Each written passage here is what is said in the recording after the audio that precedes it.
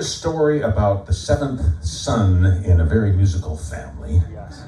He grew up listening to music in every bedroom in the house. All the older brothers played. The mom played. She was a fantastic organist in church and played piano. And even her mom had a big entertainment side. There was a great grandmother that sang the Mikado and the Metropolitan Opera, and great grandfather that was a carnival guy, and he looked really weird. I got some good pictures of him. So in case you haven't guessed, I'm talking about myself, and that's another great quality that we got from our mom. I like to talk about ourselves. No, just kidding.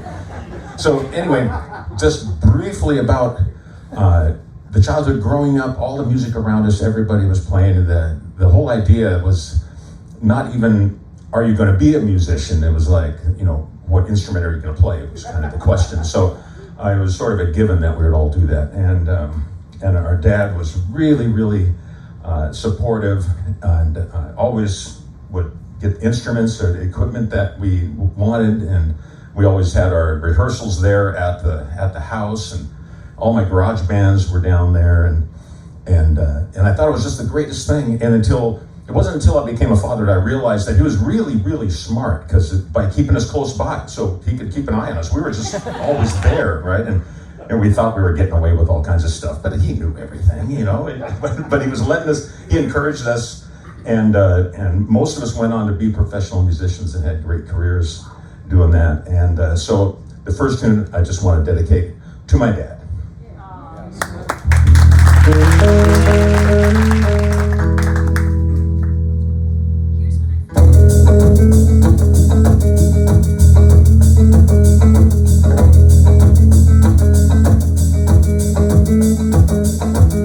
Every generation blames the one before, and all of their frustration come beating on your door. I know that I'm a prisoner to all my father held so dear. I know that I'm a hostage to all his hopes and fears. I just wish I could have told him in the living years.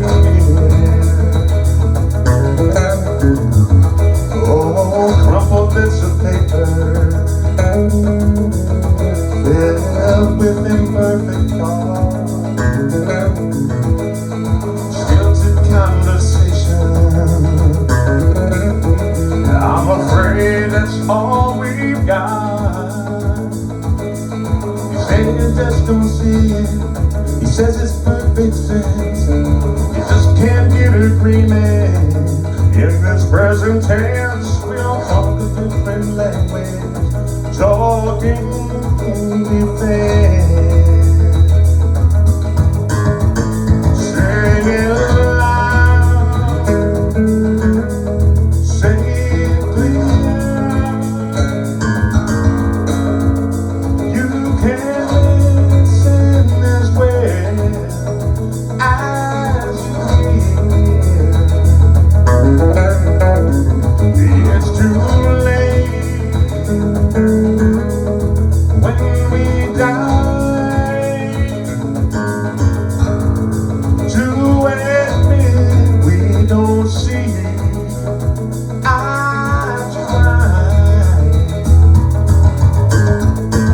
So we open up the quarrel between the present and the past. We only sacrifice the future against the bitterness that lies. So don't give in to fortune. You sometimes see as fate. You can have a new perspective on a different date. And if you don't give up, you don't give in, you may just be okay. Sing it loud, say it clear. You can listen as well as you hear. It's too late when we die to admit we don't see eye to eye.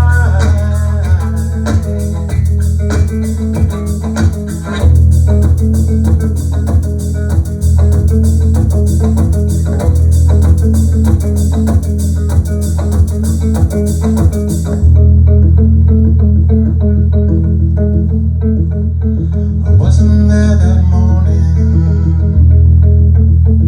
when my father passed away. I didn't get to tell him all of the things I had to say. Swear I caught his spirit later that same year. I know I shot his echoes in my baby's newborn tears. I just wish I could have told him in the living years. Say it loud, say it clear. You can listen as well as you hear. It's too late when we die to admit we don't see eye to eye.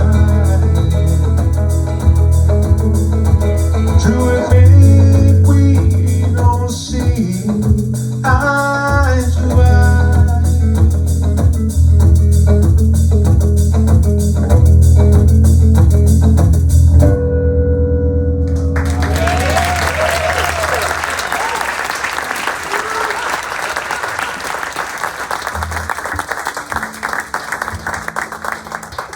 Okay, so now that we got the tear-jerking stuff out of the way, now we can continue.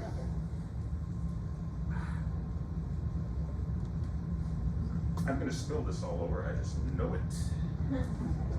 So what I'm doing with this show is I've had this really odd schizophrenic career, and people always ask me, you should write a book, should make some videos, about all the different things. But I get excited about performing in front of a live audience, and so I wanted to do this show. So I've played for the last 40 years, traveling around the world and recording with so many different artists. It could be like Gil Scott-Heron from back in the 70s. I don't know, a couple of you are old enough to remember him, I think.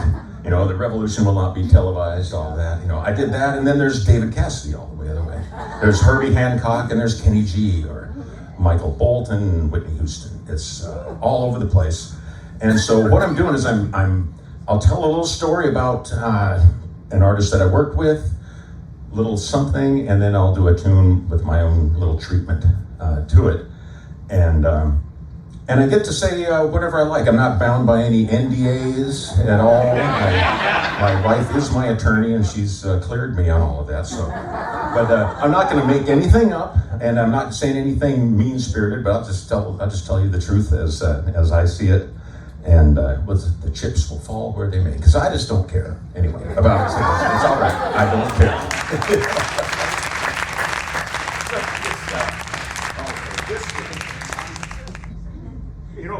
Somebody said that I was kind of like a toxically masculine version of Ed Sheeran, and so I said, okay, that sounds good. But you know, I know Ed Sheeran has somebody that turns those knobs for him. So just let you know, I'm doing it myself. I'm not afraid to do the technical stuff.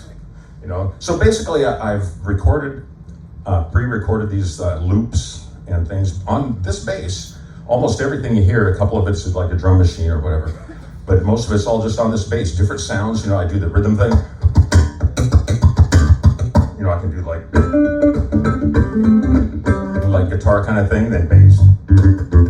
You know, I just put all those things together. And rather than bore you while I'm constructing all of that stuff, got it already recorded in my looper here. But most everything you hear is just noises I made on this bass. So this first one I'm gonna do, I first met Dudley Moore when he came and played with us with Kenny G on our live video. He had written a really beautiful song for his wife Brogan, and he came in and played it with us, and he was just as funny as I hoped he would be. He was just such a wonderful personality, and then we ended up doing a video together where he played a drunk doctor in the video, and I was one of the patients. And so that was really cool. So the Dudley thing, and then what really made me need to do this song is that a couple of years back, I ended up playing with Christopher Cross because he was living in Nashville, where I live now too. And so I hooked up with him, and so it was a natural. I had to do Arthur's theme. So, you have to, right?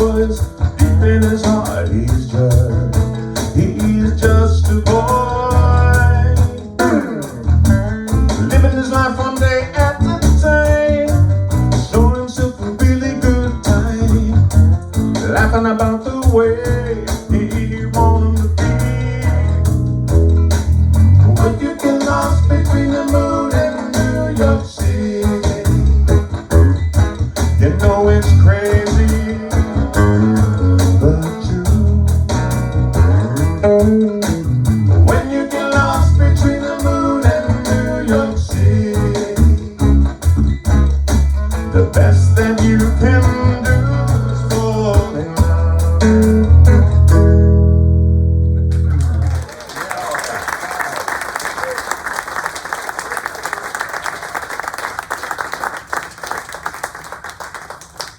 All right, so I bet you Ed Sheeran probably has a towel person too. Yeah, he needs it. Give us a towel. I'm telling you, I gotta step up my game here. All right, Okay, this one, I'm not going to tell you who this is first. I'm going to do kind of a different treatment of the song.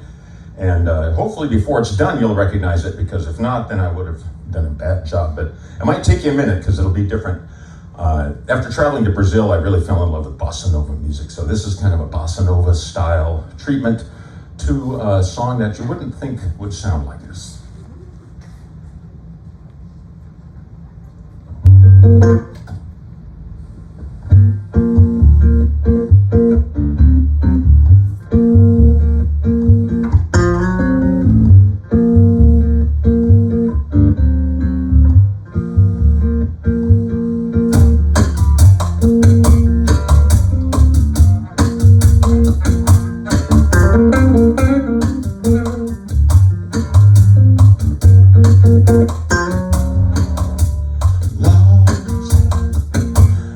in a dream, don't know which way to go. Honey, if you are all that you seem, baby, I'm moving way too slow. I've been fooled before, letting me get my love caught in the slamming door. About some information, please. Straight up now, tell me, do you really wanna love me forever? Or am I caught in a hit and run? You got the Paula Abdul yet, guys? Straight up now, tell me, is it gonna be you and me together? Or are you just having fun? But time standing still, waiting for some small clue. Honey, I keep getting chills when I think our love is true. I've been fooled before, like to get my love caught in the slamming door. How about some information, please? Straight up now, tell me, do you really wanna love me forever? Or am I caught in a hit and run? Straight up now, tell me, is it gonna be you and me together? Or are you just having fun?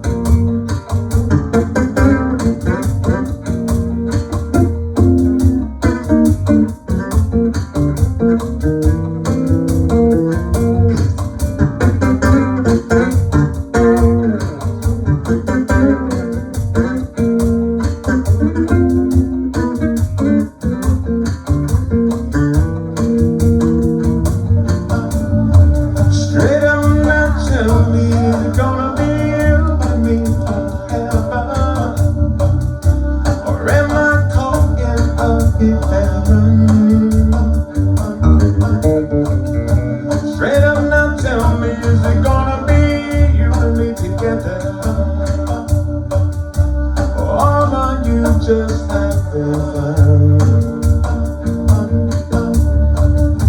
Or are you just having fun?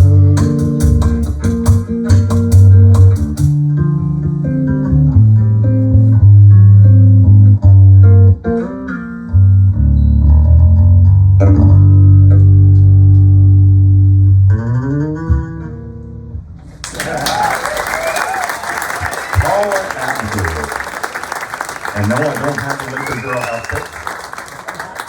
If I did, it would only be on the weekends. I would not do such a thing. Okay, this is now. So, David Cassidy, I mentioned him earlier. I ended up being music director for him in his comeback tour there in the mid-90s, I guess. And what a lot of people didn't know about David, he was a fascinating guy, really had a lot of great things to share with all of us. And what I didn't know, even though I was a fan of the Partridge Family, back in the early 70s, he was pretty much the biggest pop star, in the world at that time. And he was traveling around Europe playing 60, 70,000 seat, soccer stadiums all sold out, crazy. Just him by himself, not even an opening act. It's just David Cassidy. It's amazing how huge he was. And everything, his trajectory was just straight up, and he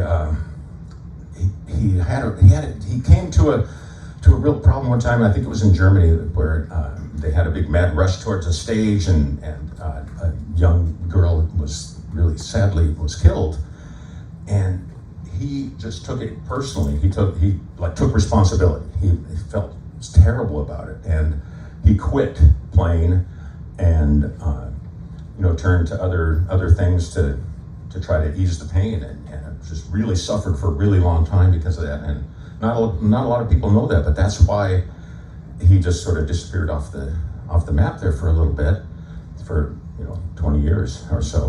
But he came back, and before he passed, we had a lot of good times. Did a bunch of TV shows together and played. So fast forward up to just a couple of years ago.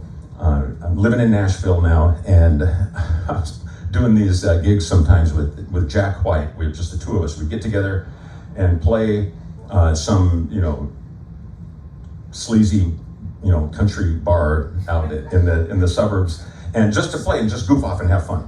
And so we had actually talked about a couple of tunes. We had done it a few times, and I said, let's do this David Cassidy tune. I want to do that. We'll do our thing to it. And so we were going to do that. So come time to the show, I say, let's do the David Cassidy thing. And he goes, no, man, let's do the Zeppelin. I'm like, no. Let's do David Cassidy, we'll do Zeppelin after. And he's like, no, do the Zeppelin. And I'm like, oh, crap, okay. Well, let's do both. Let's put them together and see what happens. And it was kind of something like this.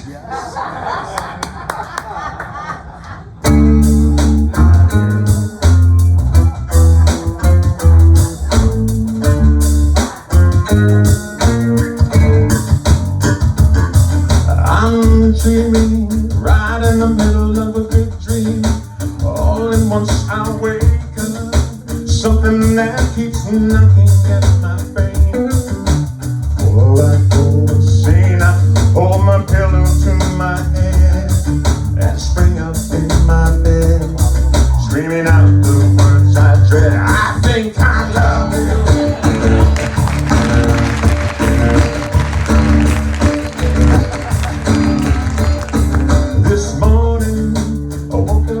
This feeling I didn't know how to deal with, so I just decided to myself, and never talk about it, and did not go and shout it when you walked into the room. I think I love you.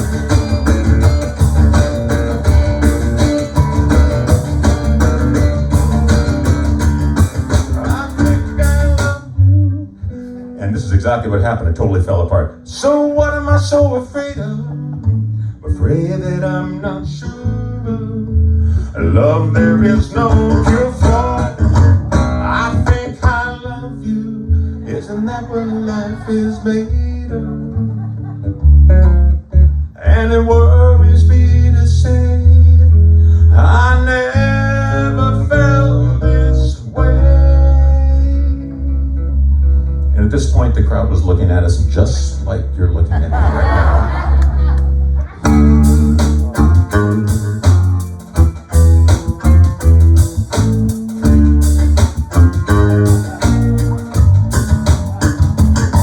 Believe me, you really don't have to worry. I only want to make you happy. If you say, hey, go away, I will. But I think better still, I better stay around, love. Do you think I have a case? Let me ask you to your face. Do you think you love me? I think I love you.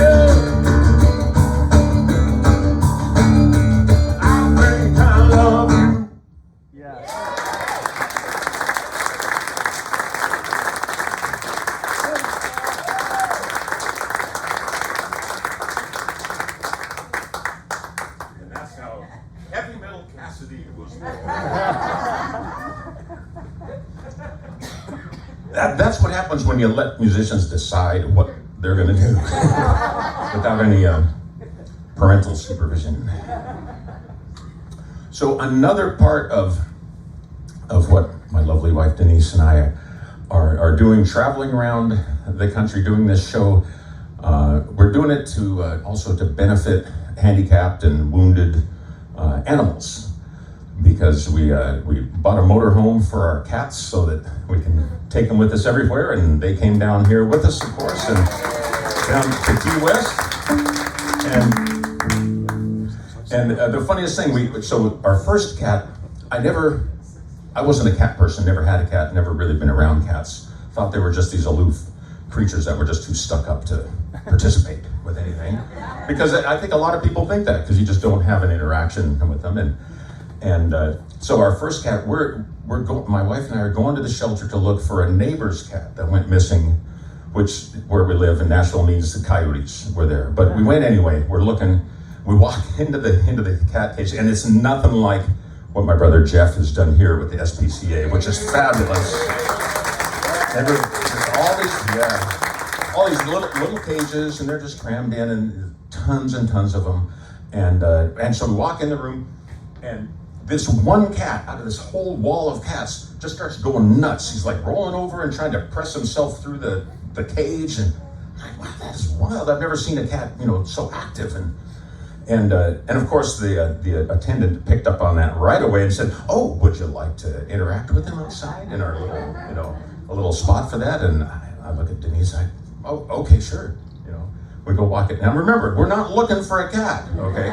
So we go outside. I sit down. He jumps in my lap, puts a paw on each shoulder, headbutts me, and just goes, "Meow." We have to have him, honey. We have to have him. And so that's how we got Cornelius. That was like 6 years ago. So we got Cornelius, and so we bought him an RV, and that I have to drive. But we registered in his name. You get a great tax write-off. But so 2 years ago, I guess, I don't know if you've been, but it can get really cold in Nashville in the winter, oddly enough. And it was one of those 13 to 14 degree nights in January of 20.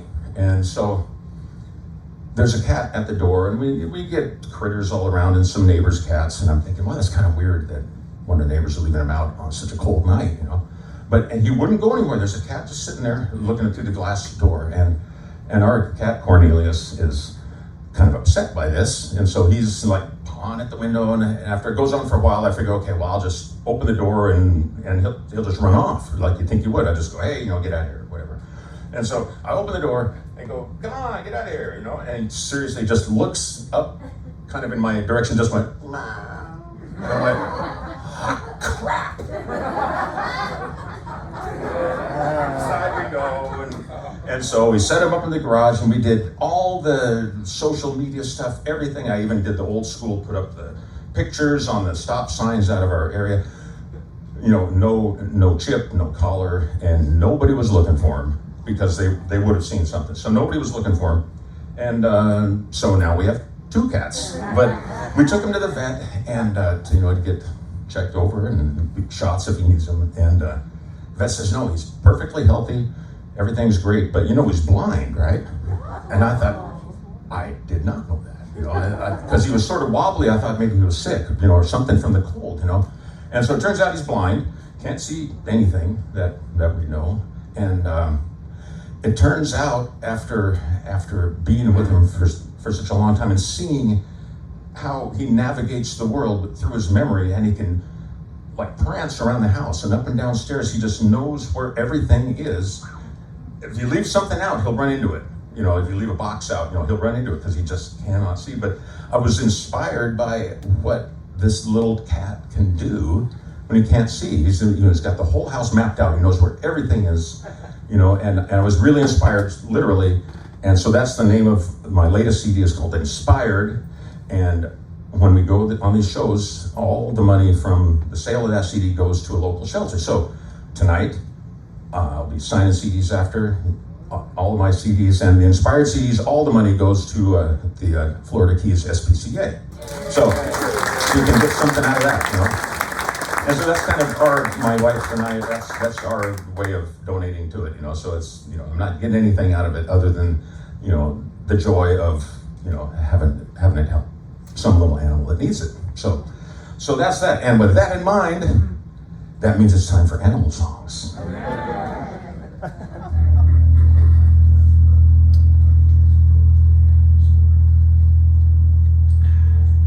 Next time I'm going to get one of those backpack things like the bikers wear. A camelback. I need a camelback. Okay, inside baseball. You didn't need to know that. All right, great.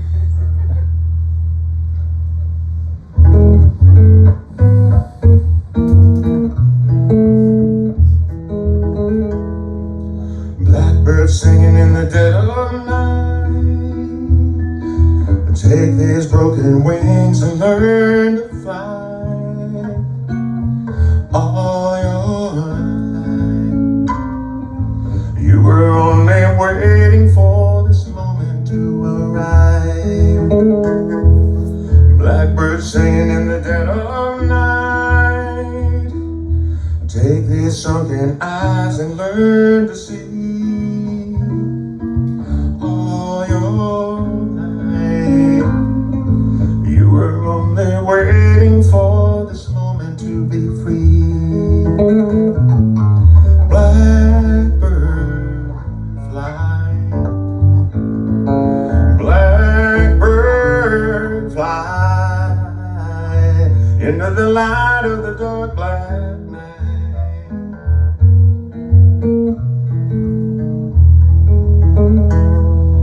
Blackbird singing in the dead of night. Take these sunken eyes and learn to see. All your life, you were only waiting for this moment to be free. You were only waiting for this moment to be free.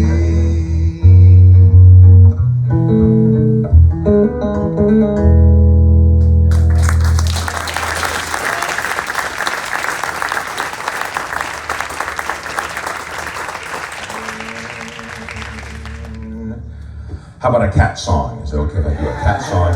These are songs that are on the CD, so if you like how that's done, you can hear me, you can take me home with you.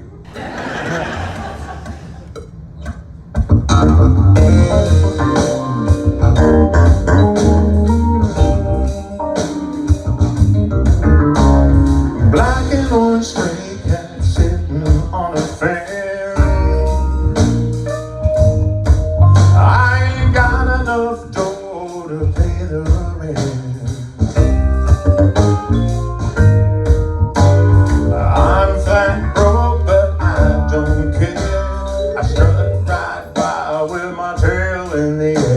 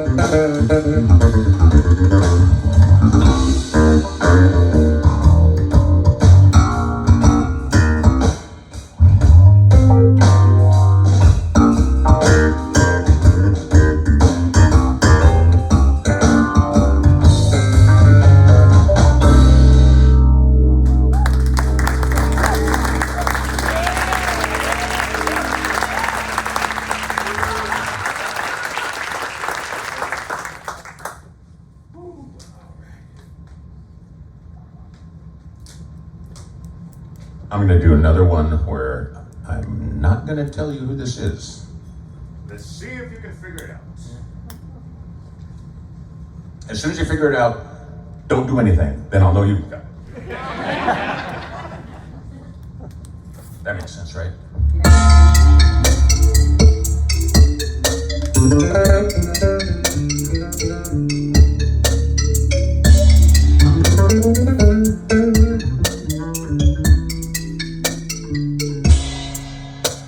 There's a girl I know that she's the one I'm dreaming of. Look into my eyes, she takes me to the clouds above. I lose control, I just can't get enough of when I wake and dreaming. Yeah, that's what she's love.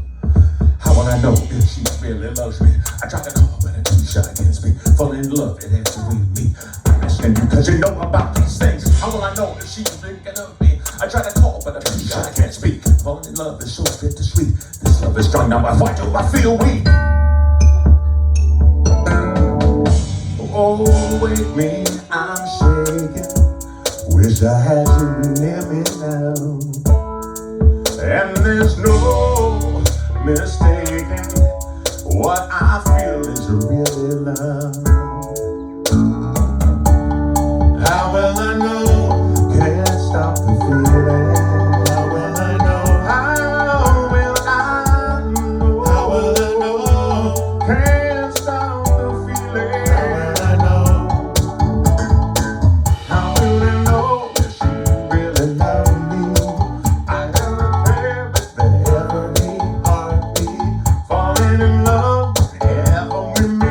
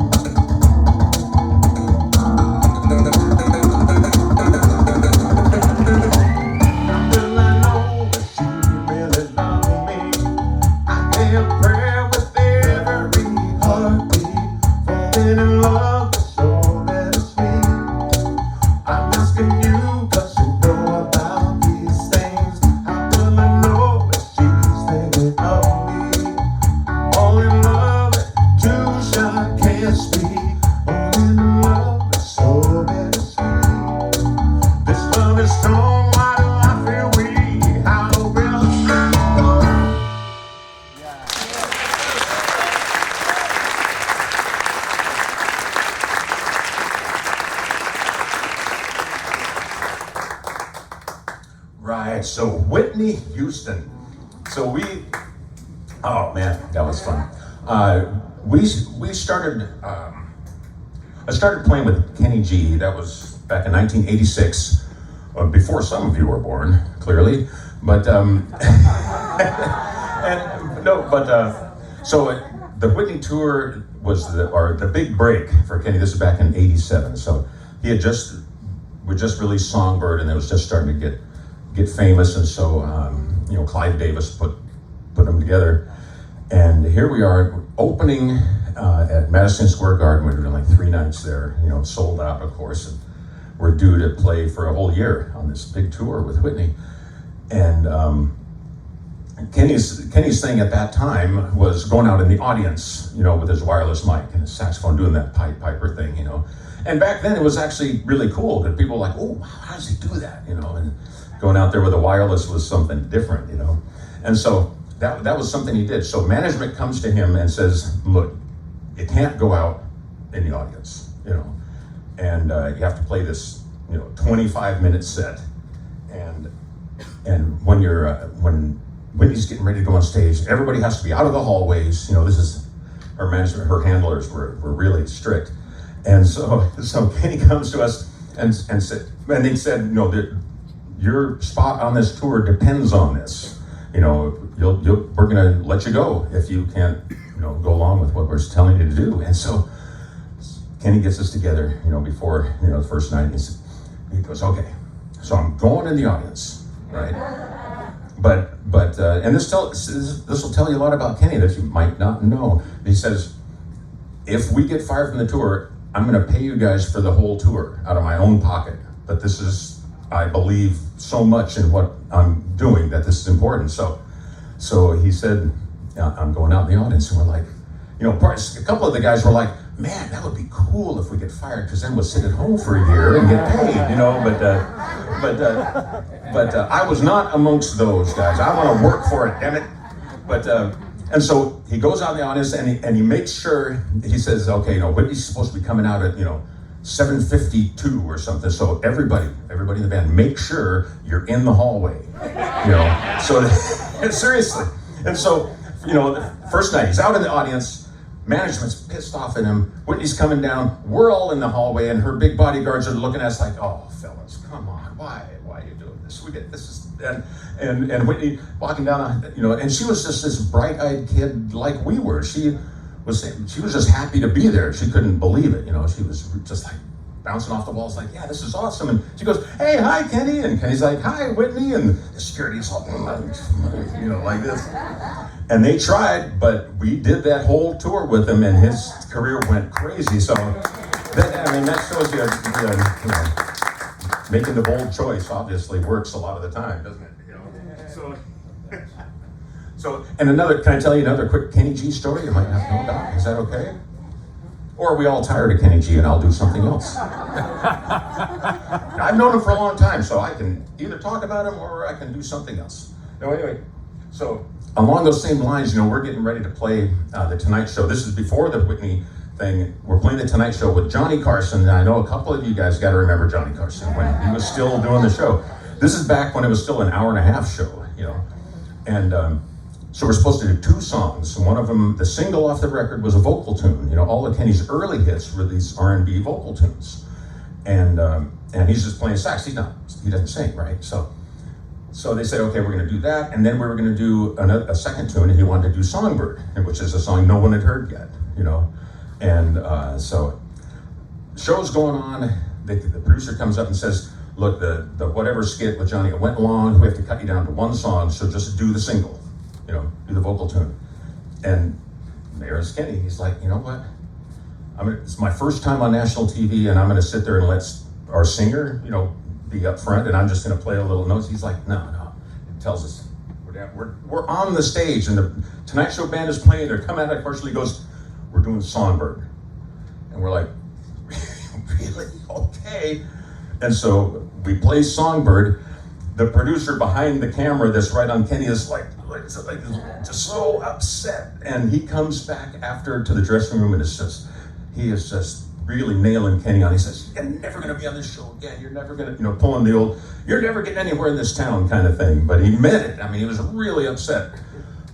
But that week, he sold, I think there was 180,000 records off of that show. And so 6 months later, we were back on again and played 2 songs. So that's Kenny for you, man. And he looks like this little sort of wayfish floating around guy, but he is a man of substance. He really is, and I can attest to that. It's been 36 years. We've been good friends. So he's a good guy. He's a good guy. You don't have to like Songbird though. That's all right. It's like that's another reason I'm doing all this stuff, because I get out there and I'm making my living just going like this. You gotta sell it. Oh yeah, hey. And it's like, those 2 notes bought me a house, but it's still fun to do something a little more challenging. Like, how about a Herbie Hancock song on bass? Met up with Herbie Hancock. I toured with him in '95, and here's everybody knows Watermelon Man. If you don't know it by the title, you know it when you hear it. But it's the Headhunters version of Watermelon Man, and I'm going to do that all on the bass. And let's see what happens. Again with the knobs, you think I could get a guy to do that for me?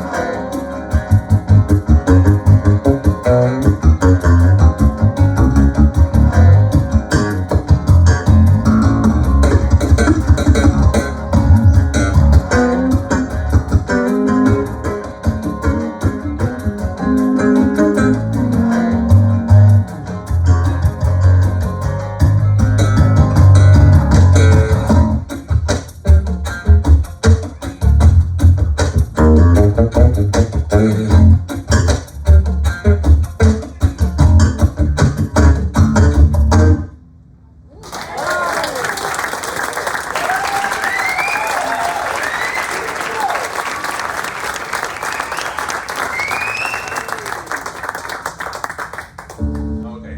Note to self, I need a towel guy and a knob turning. Okay. Have that by the next time I come back here.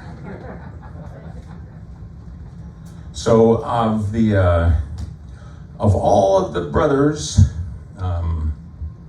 probably the most distinguished musical career was our brother Ron. He played for, do you remember how long, Barry? 47. 47 years in the Seattle Symphony, percussionist.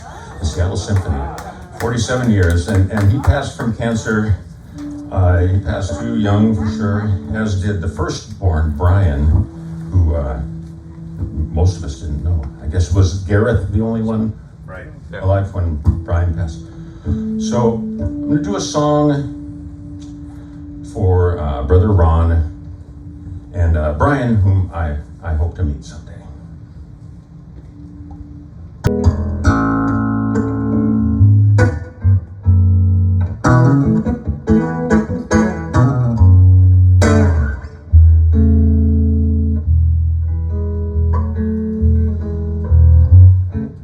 Beyond the door, there's peace, I'm sure, and I know there'll be no more tears in heaven, and I know there'll be no more tears in heaven. La, da, da, da, da, da, da.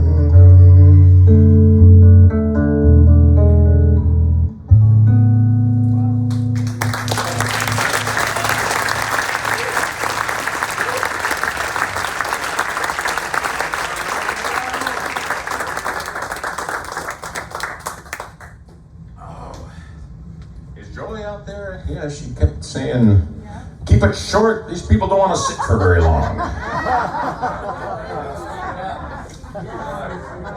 Are you guys okay for a couple more? Yes. Is that all right? Okay, we'll do a couple more. All right. I think I love you. Oh, well.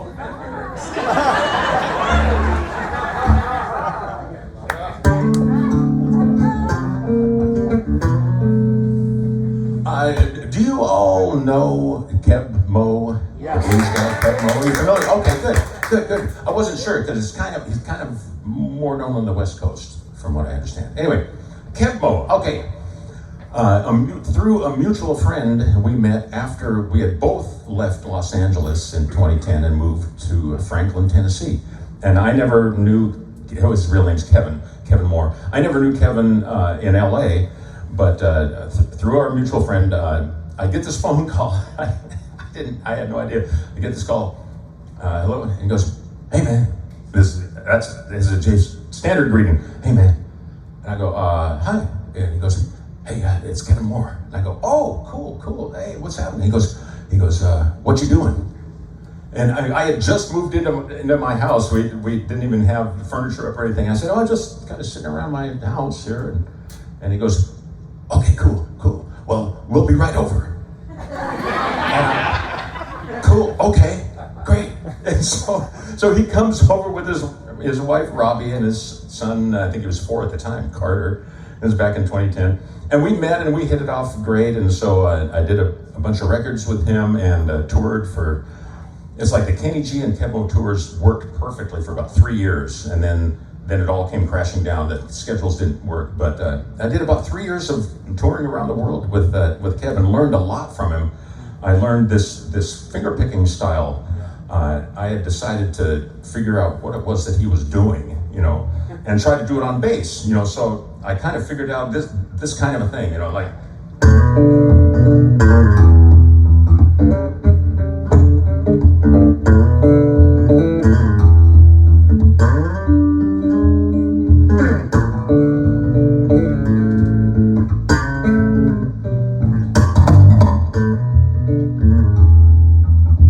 That sort of a Delta blues thing that he does. And so, with that in mind, I'm going to do a Keb Mo tune. Yes. All right. Knob twisting know, you think maybe it's a union gig. They get a union knob turner. And you would think.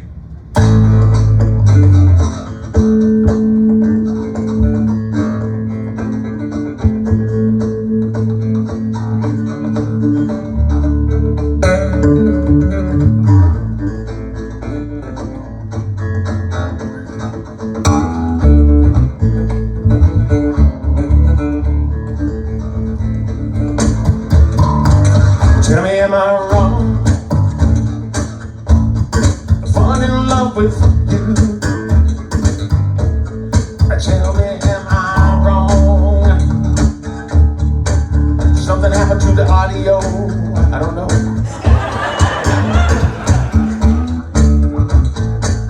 I gotta go.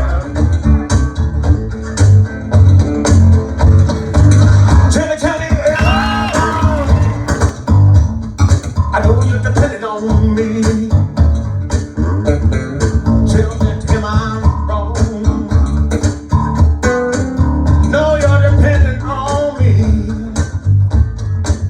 When that other man comes to claim you, I better be ready for a doggone fight.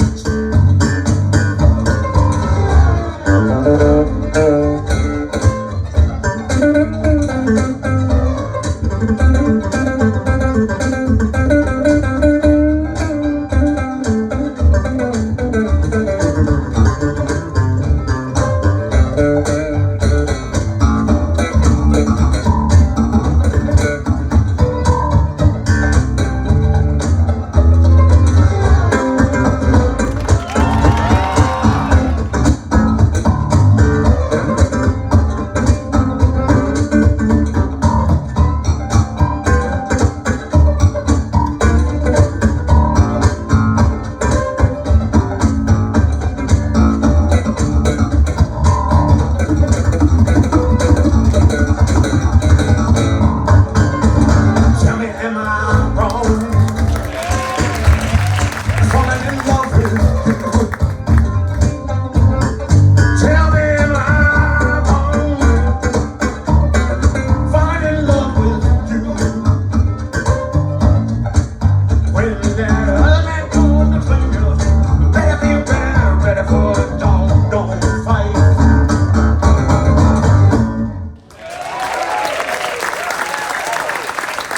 I could be wrong. I don't know.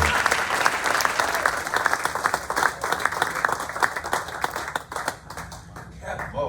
Every time, hey man, hey, what's going on? Hey man. Sorry.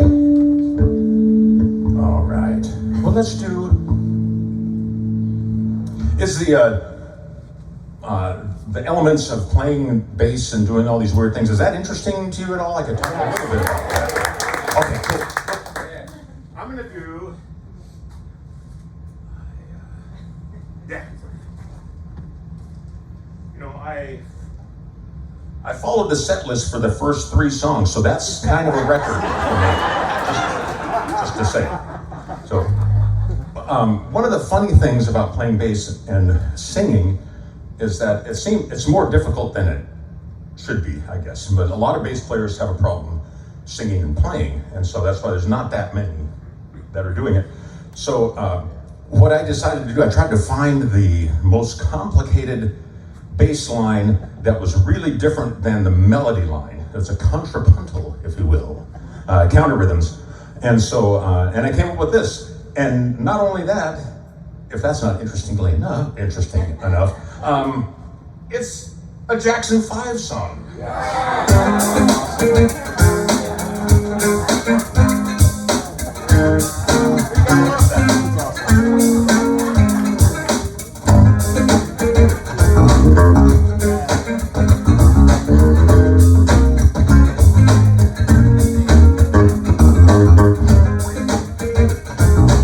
So pay attention to the bass line, how it's different than the vocal. And this is fine. Oh, it also helps to pretend that Michael Jackson's a baritone. When I had you to myself, didn't want you around. Those pretty faces all made you stand out in the crowd. Someone picked you from the bunch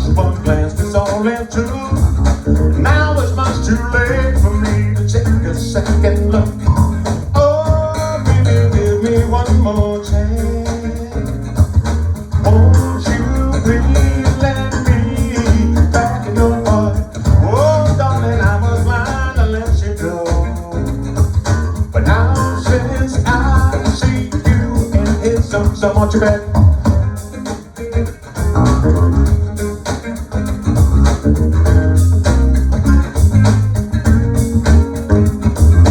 Trying to live without your love is one long sleepless night. Let me show you, girl, that I know wrong from right.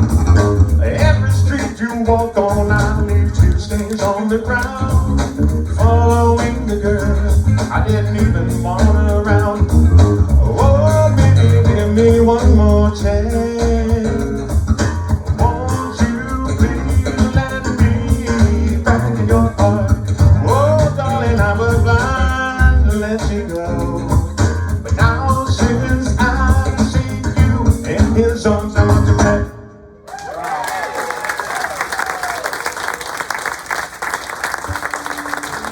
That's fun.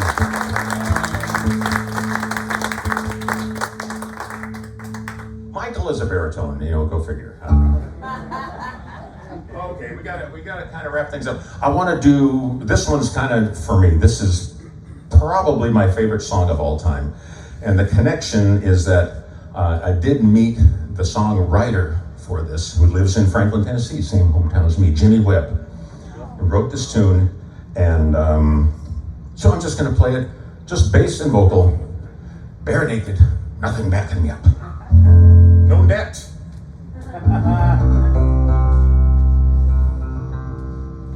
I am a lineman for the county, and I drive the main road, searching in the sun for another overload. I hear you singing in the wire, I can hear you through the whine, and the Wichita lineman is still on the line.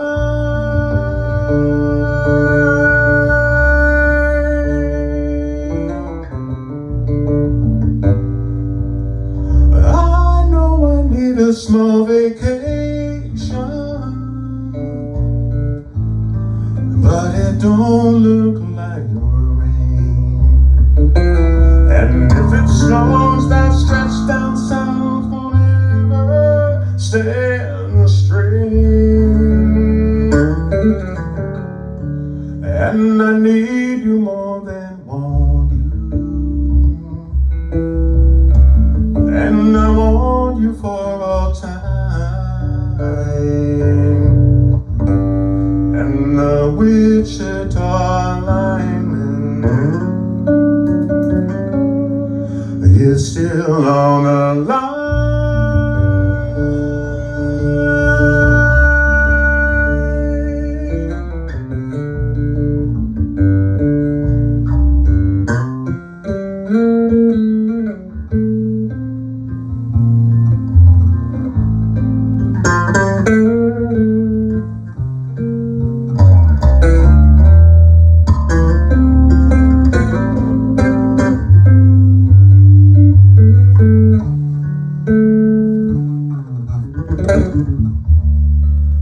And I need you more than want you,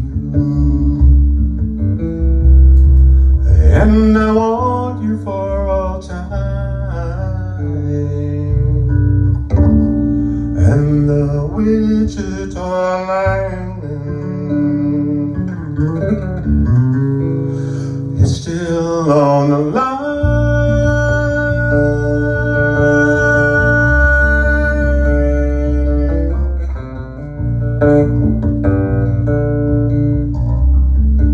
Still on the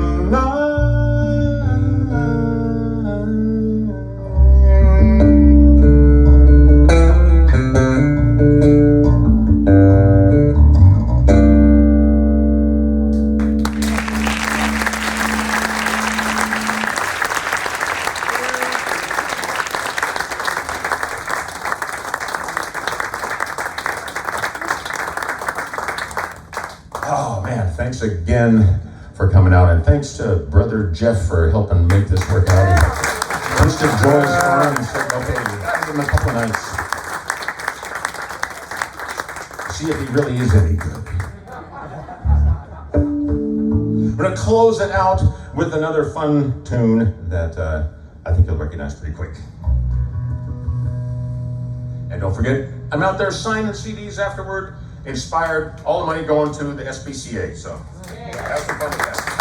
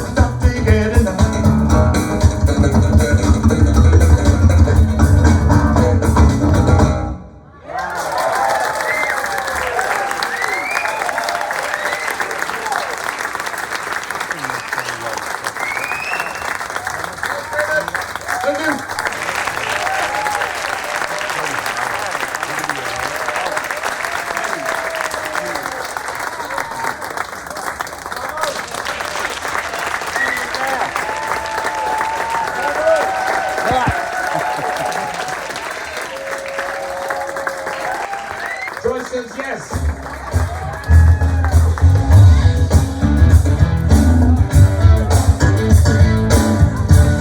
From the city inspired, one more animal song.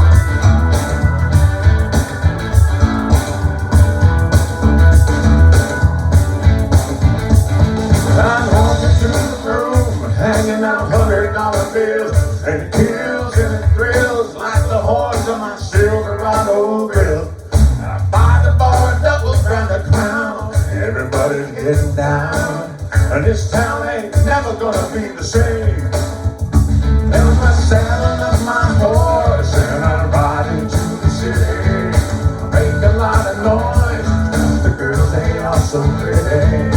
Riding up and down Broadway, my horse suddenly roaring. They'll say, save a horse, ride a cowboy. Everybody say, save a horse, ride a cowboy.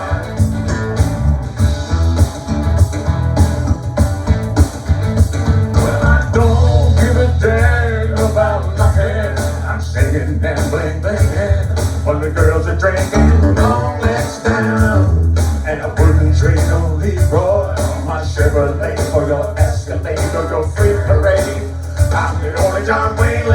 this town. So I saddled up my horse and I'm riding to the city.